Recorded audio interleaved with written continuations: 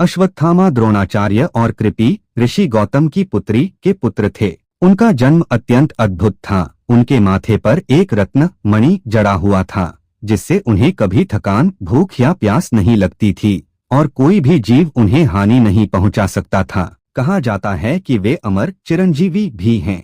बचपन में उन्होंने बहुत कष्ट झेले क्योंकि उनके पिता द्रोण गरीबी में जीवन बिता रहे थे। जब द्रोणाचार्य को हस्तिनापुर में राजगुरु बनने का अवसर मिला, तब अश्वत्थामा का जीवन बदल गया। वे कौरवों और पांडवों दोनों के साथ बड़े हुए।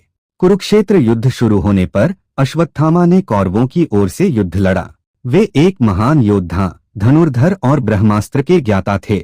जब उनके पिता द्रोणाचार्य का वध हुआ और उन्हें यह झूठ बताया गया कि अश्वत्थामा मारा गया है, तब द्रोणाचार्य ने शस्त्र त्याग दिया और उसी समय धृष्टद्युम्न ने उनका सिर काट दिया। यह सुनकर अश्वत्थामा क्रोध से पागल हो गए।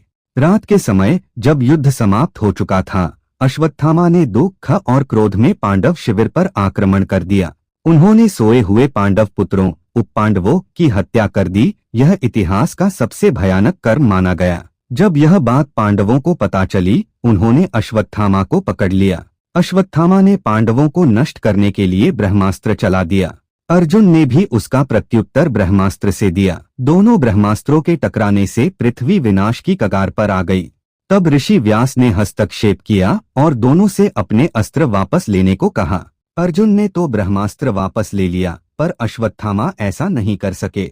गुस्से में उन्होंने वह अस्त्र पांडवों की गर्भवती पत्नी उत्तरा के गर्भ की ओर मोड़ दिया ताकि पांडव वंश समाप्त हो जाए। परंतु भगवान श्री कृष्ण ने हस्तक्षेप करके अभिमन्यु के पुत्र परीक्षित को बचा लिया। इसके बाद कृष्ण ने अश्वत्थामा को भयानक श्राप दिया, तू हजारों वर्षों तक पृथ्वी पर भटकेगा, तेरे माथे की मणि निकल जाएगी, तू सदा घायल रहेगा पर मरेगा नहीं, तुझे लोग डरेंगे पर तुझ पर कोई दया नहीं करेगा। अश्वत्थामा आज भी जीवित हैं। कहा जाता है कि अश्वत्थामा आज भी जीवित हैं और पृथ्वी पर भटक रहे हैं।